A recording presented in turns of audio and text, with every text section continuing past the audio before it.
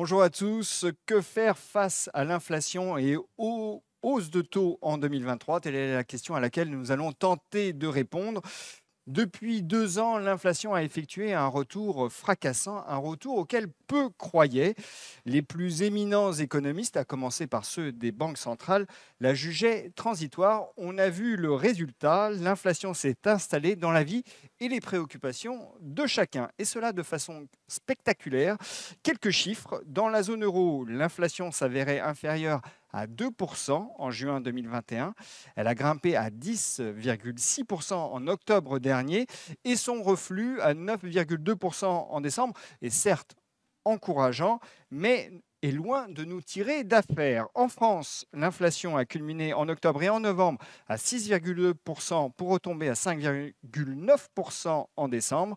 Aux États-Unis, la décrue est un peu plus significative, un peu plus sensible, puisque les prix à la consommation ont baissé de 9,1 à 6,5% entre juin et décembre. Un signe pour certains que les hausses de taux des banques centrales commencent à payer aux États-Unis et qu'elles vont payer en zone euro. Le problème est que la Réserve fédérale et la Banque centrale européenne estiment devoir en faire davantage que ce qu'anticipent les marchés financiers pour terrasser l'inflation. Ce qui, pour les épargnants, les marchés financiers bien sûr, mais aussi les consommateurs et les chefs d'entreprise, et les entreprises en général, n'est pas sans conséquence. On comprend donc bien pourquoi l'inflation obsède tant. Finira-t-elle par être domptée ou faut-il se résigner, s'accommoder de sa présence car elle est là pour durer? La réponse à cette question est essentielle car selon sa nature, elle peut conduire à des choix drastiquement différents en matière de placement. Pour tenter de voir à quelle sauce l'inflation nous mangera ou ne nous mangera pas et quelle approche patrimoniale adopter selon les différents cas de figure, deux invités de marque. Patrick Artus, tout d'abord. Patrick, bonjour.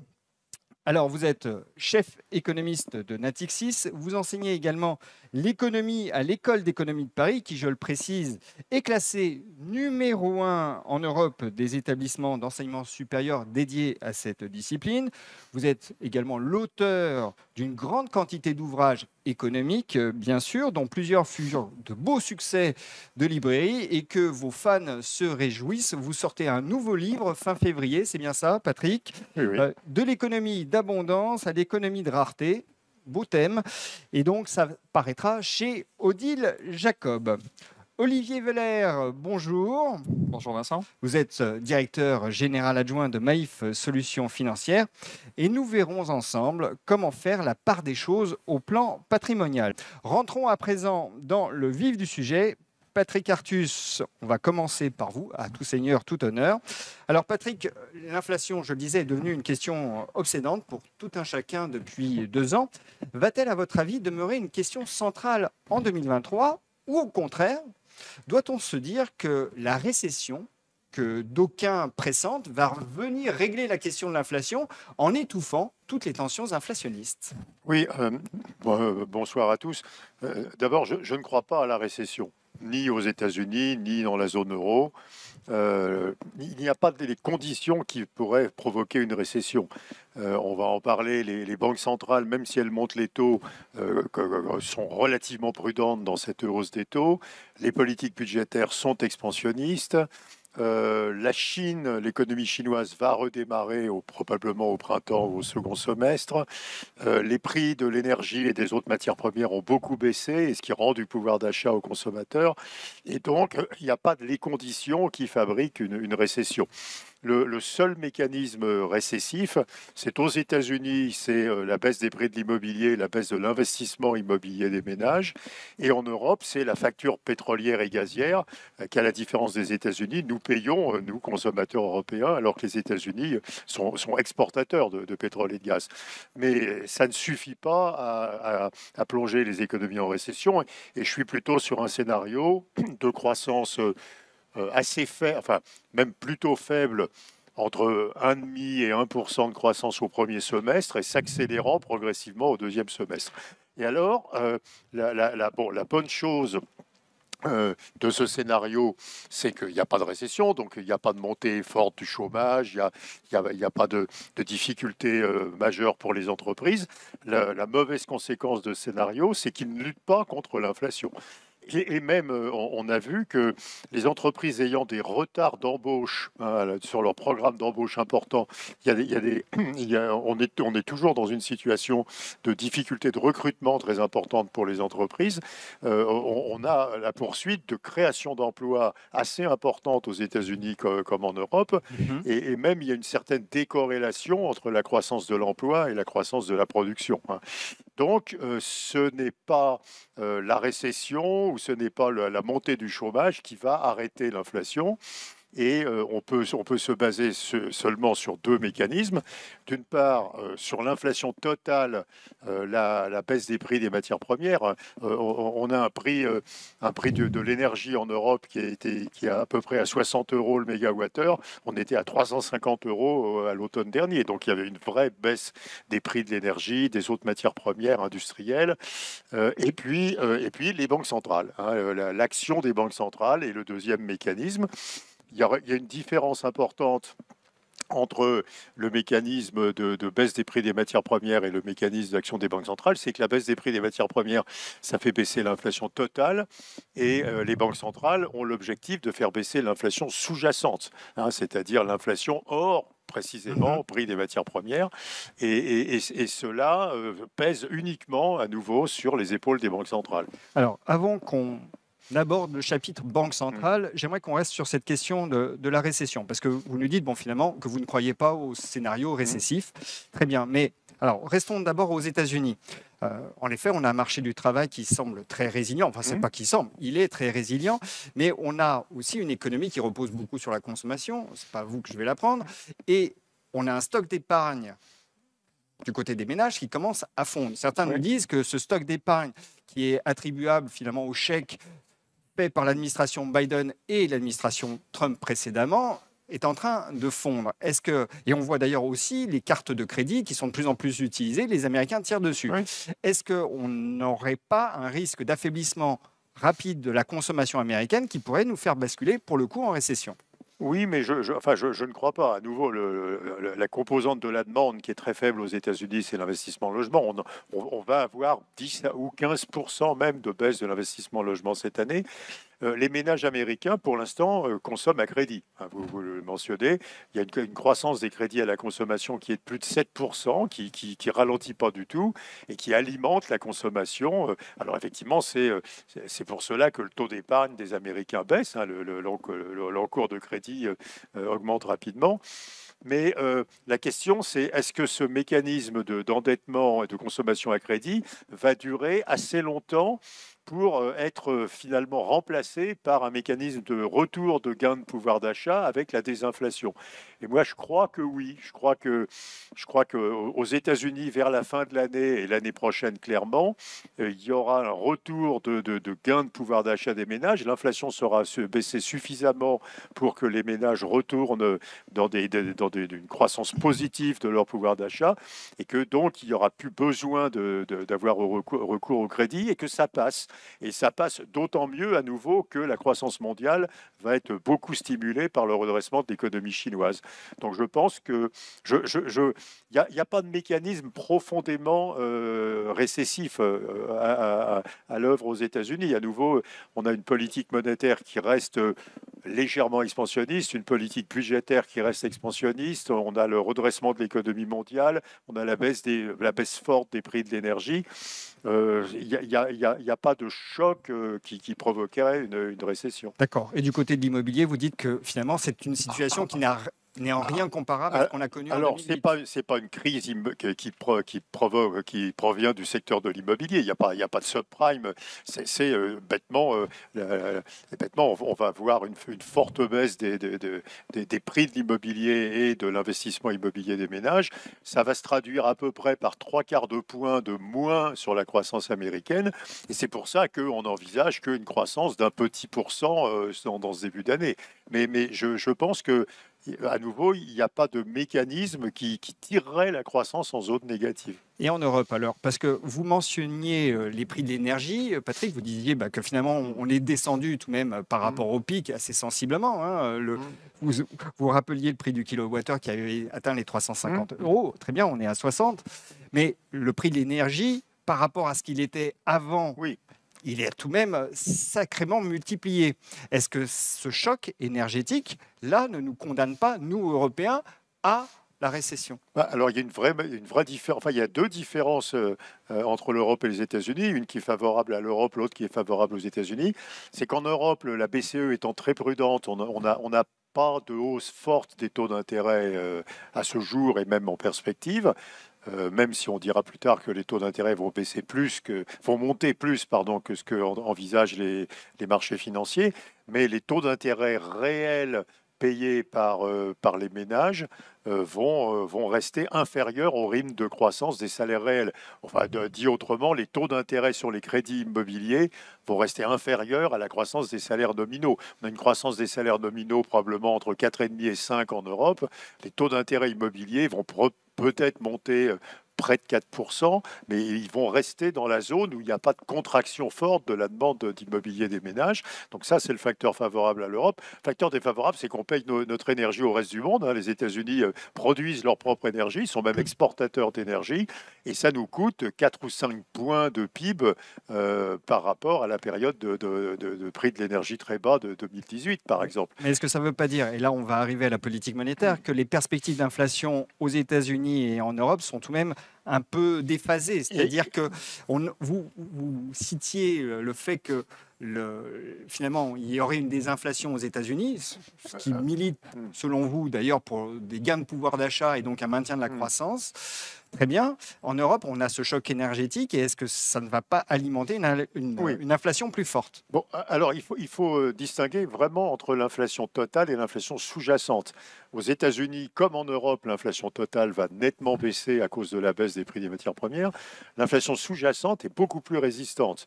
D'abord, il y a un délai d'indexation des salaires. Donc, les hausses de salaire de cette année reflètent un peu l'inflation de l'année dernière. La BCE, d'ailleurs, anticipe des hausses de salaire plus fortes cette année que l'année dernière en Europe. Et puis, il y a un phénomène qui aggrave les pressions inflationnistes, et en termes d'inflation sous-jacente, qui est la baisse de la productivité. Aux États-Unis, comme en Europe, on a une baisse du niveau absolu de la productivité. Ce qui veut dire que les coûts salariaux augmentent plus vite que les salaires, alors que normalement, ils devraient augmenter nettement moins vite que les salaires. Les coûts salariaux unitaires, par unité produite, augmentent à peu près de 6% encore aux États-Unis et augmentent de 7,5%, enfin 7% en Europe. Et donc, on a vraiment une persistance probable de l'inflation. Et il va falloir attendre le mécanisme d'indexation des salaires sur l'inflation totale, mais qui sera négociée à la fin de cette année, au début de l'année prochaine, pour vraiment avoir une désinflation en termes d'inflation sous-jacente. Je crois que l'inflation sous-jacente va résister. Alors aujourd'hui, l'inflation sous-jacente est à presque 7% en Alors Europe. on rappelle l'inflation sous-jacente, C'est l'inflation hors énergie alimentation. Ouais. Elle est presque à 7% en Europe. Probablement, on sera toujours au moins à 5% à la fin de l'année, et elle est à 5,7% aux États-Unis. Probablement, on sera autour de 4% à la fin de l'année. Donc, en termes d'inflation corrigée des prix de l'énergie et de l'alimentation, on n'a qu'une désinflation assez progressive et assez lente. Et en tout cas, l'inflation salariale, c'est l'inflation sous-jacente, c'est l'inflation salariale, c'est équivalent de 2024, restera nettement supérieure aux objectifs des banques centrales. On a tout de même, dans ce que vous dites, un petit décalage entre États-Unis et Europe. Les États-Unis ont peut-être un cycle d'avance en matière d'inflation par rapport à nous. Ils ont d'abord réagi à l'inflation, plus de 6 mois plus tôt. Enfin, la Réserve fédérale a monté ses taux très en avance par rapport à la BCE. Et puis à nouveau, il faut bien comprendre que comme les États-Unis sont autonomes en production d'énergie, l'inflation qui est à enfin, qui provient des prix plus élevés de l'énergie est assez bizarre aux États-Unis. C'est une inflation qui est purement domestique. C'est les producteurs d'énergie américains qui ont augmenté leurs prix, mais ça ne sort pas des États-Unis, quoi. Et donc ça maintient le pouvoir d'achat des Américains, alors qu'on on a un prélèvement sur le pouvoir d'achat des Européens. Mais vous avez raison. Enfin, c'est surtout le fait que la Réserve fédérale a été plus réactive que la BCE, et puis que le pic d'inflation américaine, puisqu'il y avait une inflation, un pic d'inflation qui était un peu au-dessus de 8% aux États-Unis, qui était largement au-dessus de 10% en la zone euro, était plus bas. Donc il est plus facile de faire baisser l'inflation américaine. Et puis, les prix de l'énergie aux États-Unis sont très très bas par rapport aux prix européens. Les prix d'énergie aux États-Unis sont 6 fois plus bas que les prix européens, malgré la baisse récente des prix européens. Donc, vous avez raison, les Américains payent leur énergie à peu près au même prix qu'en 2018-2019. Les Européens payent toujours leur énergie 5 ou 6 fois plus cher qu'en 2018-2019. Mais Patrick, où ça nous emmène en matière de politique monétaire? Je crois que les deux banques centrales, alors d'abord la Réserve fédérale est dans une position plus favorable puisqu'elle a un niveau d'inflation sous-jacente qui est, le dernier point, c'est 5,7%, mais qui est légèrement décroissante et qui est presque au niveau des taux d'intérêt. Donc elle a une politique monétaire qui commence à devenir restrictive et qui va poursuivre le mouvement de désinflation. Donc la Réserve fédérale n'a pas besoin de monter beaucoup ses taux d'intérêt. On peut se battre pour savoir si elle s'arrête à 5 ou à 5,5, mais c'est 5 ou 5,5. Le gros du chemin est fait. Voilà, et donc il n'y a plus d'ajustement monétaire, de durcissement monétaire à venir. Et puis le niveau des taux d'intérêt suffit à entraîner progressivement et lentement, comme je l'ai dit à l'instant, l'inflation sous-jacente à la baisse.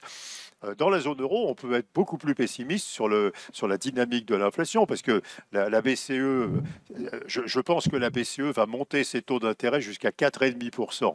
Et donc, je suis au-dessus des anticipations de marché, mais simplement 4,5%, ça se compare à presque 7% d'inflation sous-jacente. Et donc, c'est à peine suffisant pour exercer un petit effet négatif sur l'inflation. Alors, cela étant, il n'y a pas que l'instrument des taux, il y a l'instrument de la liquidité. Les deux banques centrales reprennent de la liquidité. La Réserve fédérale en faisant le quantitative tightening, qui est des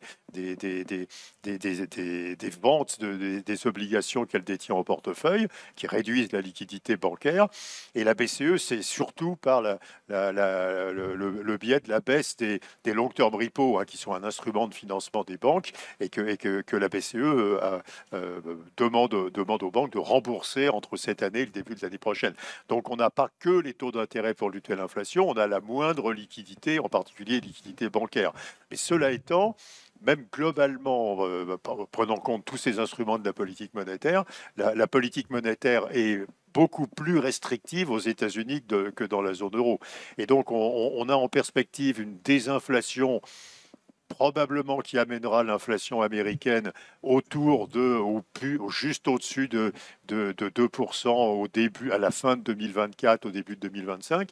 On a la perspective d'une inflation européenne qui sera beaucoup plus résistante, puisque on part de plus haut et que la BCE est moins méchante que la Réserve fédérale, et donc une inflation sous-jacente européenne qui resterait autour de 4% l'année prochaine et peut-être pas loin de 2,5,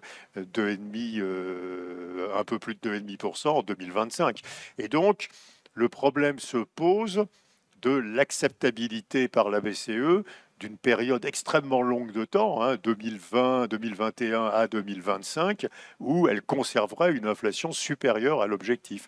Mais je crois qu'elle n'a pas le choix. Elle ne peut pas monter les taux d'intérêt au-dessus de 4,5% parce que ça serait dramatique pour l'économie européenne, ça serait dramatique pour le financement des entreprises, de la transition énergétique.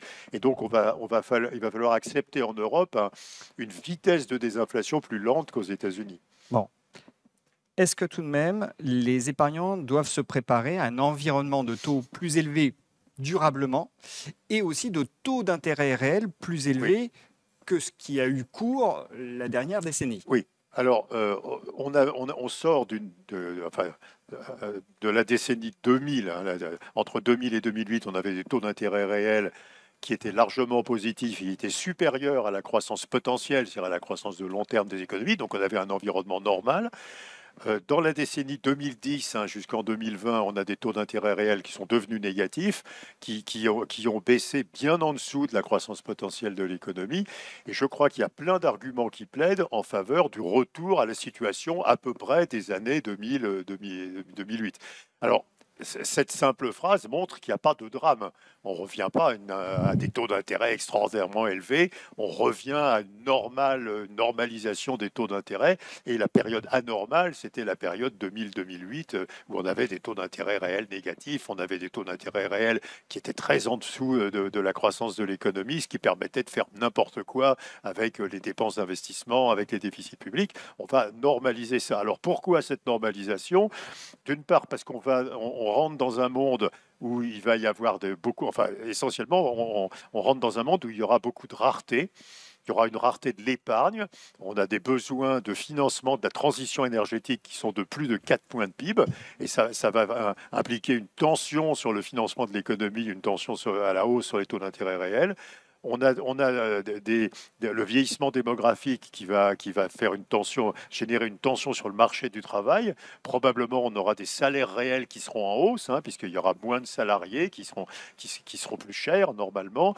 On aura une tension sur les prix de beaucoup de matières premières, sur les prix de l'énergie en Europe, sur les prix de tous les métaux rares, le lithium, le cobalt, le nickel qui servent à la fabrication des batteries électriques, par exemple, ou des équipements pour la transition énergétique. Donc, on sort d'une économie d'abondance de tout, de main-d'œuvre, de matières premières, d'épargne essentiellement, on va rentrer dans une économie de rareté de tout. Et je vois se dessiner une situation de vraiment, on va manquer de matières premières, on va manquer d'énergie parce que la transition énergétique, c'est difficile et c'est assez coûteux, et on va manquer d'épargne, et on va manquer de main-d'œuvre. Voilà. Et donc, ça plaide pour une inflation tendancielle plus élevée, des hausses de salaires réels plus élevés, parce que les salariés vont regagner du pouvoir de négociation, et des taux d'intérêt réels plus élevés, parce qu'il n'y aura pas assez d'épargne pour financer les besoins de... Mais à 2-3 ans, quelles sont vos prévisions d'inflation justement aux États-Unis et en zone euro? Est-ce que vous avez des projections Oui, alors là, on parle de la fin de deuxième semestre 2024-2025. C'est pas l'année et demie qui vient. L'année et demie qui vient, elle est marquée par le durcissement des banques centrales, la désinflation, des prix, des mouvements très forts des prix des matières premières. Alors, on parle du régime un peu de croisière qui se dessine après cet ajustement. Moi, je crois qu'on va retrouver une inflation. Je prends la zone euro, pas loin de 3% en régime de croisière. Enfin, l'inflation normale serait peut-être de 2-3 quarts. Enfin, c'est difficile à Oui. estimer, mais enfin, voilà. Et l'inflation moyenne dans la zone euro dans la décennie 2000 a été de 2,2%, je crois un peu supérieur à l'objectif de la BCE. Et on va passer de taux d'intérêt réel, ce qui est très important pour les stratégies d'investissement, de moins 1% dans les 10 dernières années à probablement autour de plus 1% dans la décennie qui s'ouvre, ce qui est le niveau des taux d'intérêt réels dans les années 2000. À nouveau, ce n'est pas des niveaux extravagants qu'on anticipe. Bon, donc des inflations là, dans les mois qui viennent, mais à plus long terme, à moyen terme en tout cas, on a une inflation, un régime d'inflation qui sera plus élevé. Très bien. Quelles conséquences en matière d'actifs et quelles conséquences sur les actifs? Alors, commençons par les actions. Alors, sur les actions, alors il y a deux questions. Il y a une question c'est deux questions en fonction de l'horizon auquel vous regardez le marché d'actions. La question aujourd'hui qui est posée par beaucoup d'investisseurs, c'est le marché actions européen en particulier a remonté considérablement. Je crois qu'on est 7% à peu près en dessous du pic du marché des actions avant la guerre en Ukraine. Est-ce que c'est raisonnable? Et est-ce qu'il y a à craindre une correction à la baisse du marché des actions? Donc, première question. Et puis, deuxièmement, est-ce que les prix des actions, la valorisation va devoir être ajustée à la baisse en raison de cette marche que j'évoquais à l'instant sur les taux d'intérêt réels? Alors, la réponse à la question 1, c'est probablement oui, mais il y aura une faible correction du marché des actions, parce qu'il y a une régularité statistique, c'est que d'abord, le marché des actions européennes est dirigé par le marché des actions américaines, et deuxièmement, les actions américaines recommencent à monter, hein, à partir de 3 mois après le moment où la réserve, 3 mois à peu près, après le moment où la réserve fédérale stabilise ses taux d'intérêt, ne monte plus ses taux d'intérêt. On envisage que ce moment arrive au premier trimestre de cette année. Et donc, vers le printemps, on devrait pouvoir avoir un redressement vrai du marché américain, qui est presque 20% en dessous, hein, de son niveau du pic. Il a beaucoup plus baissé que le marché européen, essentiellement en raison de la valorisation des actions des nouvelles technologies, hein. Et donc, on anticipe un redressement du marché européen guidé par le marché américain à partir de la fin du printemps, et qui battra les records d'indices probablement à la fin de de cette année ou au début de l'année prochaine. Et donc, on envisage qu'il n'y a pas de panique, hein. Il y aura une anticipation de ce redressement. On va probablement avoir une petite correction à la baisse du marché parce qu'il a monté extrêmement vite, et puis que la BCE va commencer à retirer de la liquidité, hein, avec les opérations que j'évoquais tout à l'heure. Et on n'envisage pas du tout un effondrement du marché. Et puis, phénomène favorable, les résultats des entreprises vont rester en croissance légèrement positive parce qu'il n'y a pas de récession, hein. Et donc, les anticipations de marché des résultats, de la croissance des résultats à plus 2, plus 3% sont assez raisonnables. Et donc, il n'y a pas de raison que le marché action chute brutalement. Voilà, donc ça, c'est le court terme. Mais le long terme, tous les marchés d'actions dans le monde vont s'ajuster à la baisse parce que les taux d'intérêt réels d'équilibre sont plus élevés que dans le passé. Et donc, ça coûte à peu près, si on passe de -1 à plus 1% pour le taux d'intérêt réel, ça coûte à peu près 15% de valeur des actions. Et donc, il faut anticiper que ce rebond des actions va être quand même cassé par le mouvement de remontée des taux d'intérêt réels. Bon, donc ça, c'est votre scénario pour les actions. L'immobilier, maintenant, qui est affecté également par les taux. Alors, il y a une très grande différence entre l'immobilier. Alors, je parle du résidentiel, hein, l'immobilier résidentiel américain et européen. L'immobilier résidentiel américain est très pénalisé parce que les banques américaines tarifient des écarts de taux, des spreads de taux sur les crédits immobiliers aux emprunteurs américains qui sont considérablement plus élevés que les banques européennes. Standardement, de façon standard, un crédit immobilier aux États-Unis, c'est 300 points de base de plus que les taux d'intérêt que paye l'État américain. Crédit immobilier en Europe, c'est à peu près les taux d'intérêt des États européens. Et donc, il y a 300 points de base d'écart qui va beaucoup pénaliser le marché immobilier résidentiel américain. Le marché du résidentiel européen va probablement connaître un ajustement beaucoup plus faible, ajustement à la baisse bien sûr, hein, parce qu'il y a un effet des taux nominaux aussi, hein.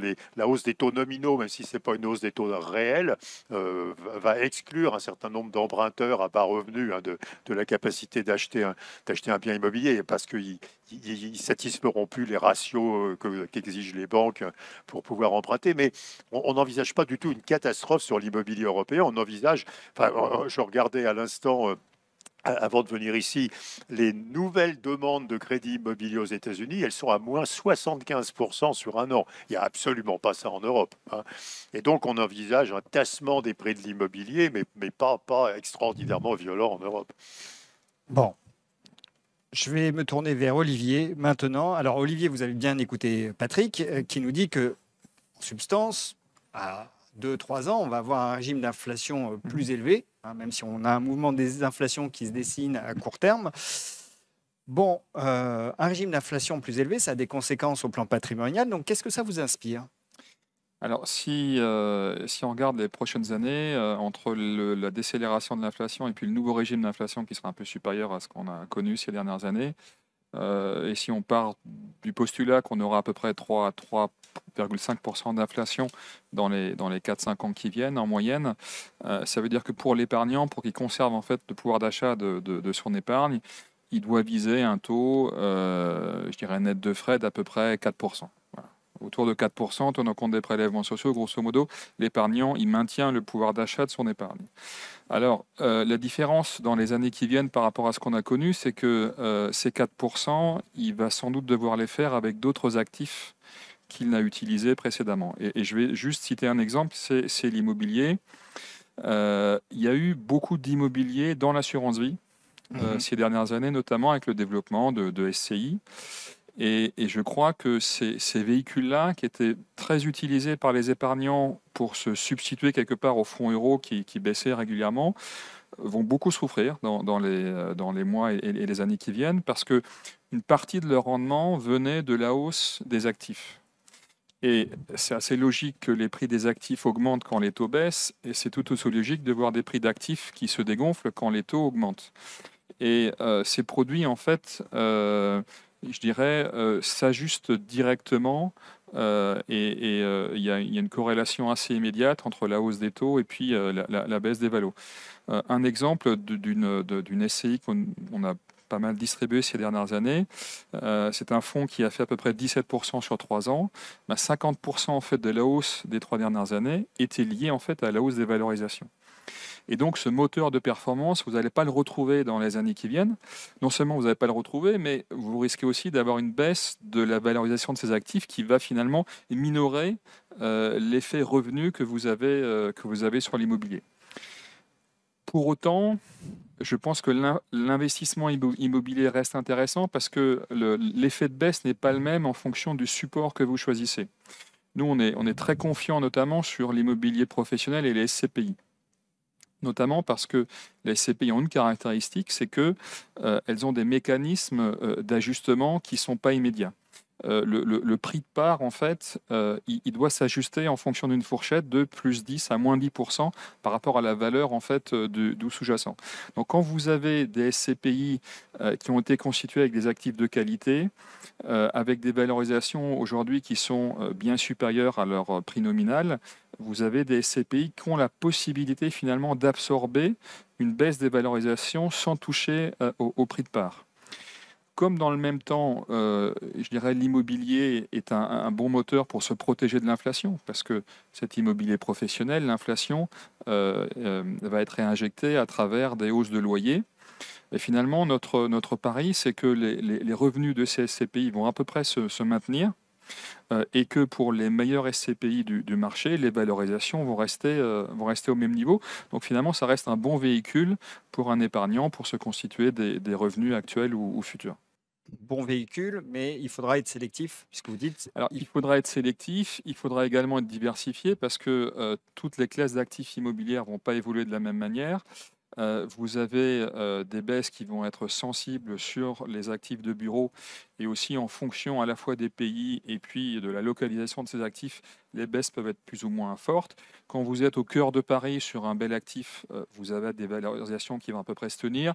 Quand vous êtes en première, deuxième couronne sur un actif qui en plus au niveau énergétique nécessite des travaux, et pour peu qu'il y ait un peu de vacances, vous aurez des baisses assez significatives.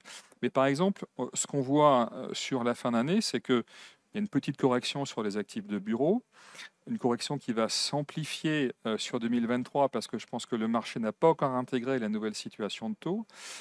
Mais vous avez des actifs qui sont plus résilients, je pense aux actifs de santé, et vous avez des actifs qui ont été durement touchés par la crise du Covid, je pense à l'hôtellerie, qui voient leur valorisation augmenter.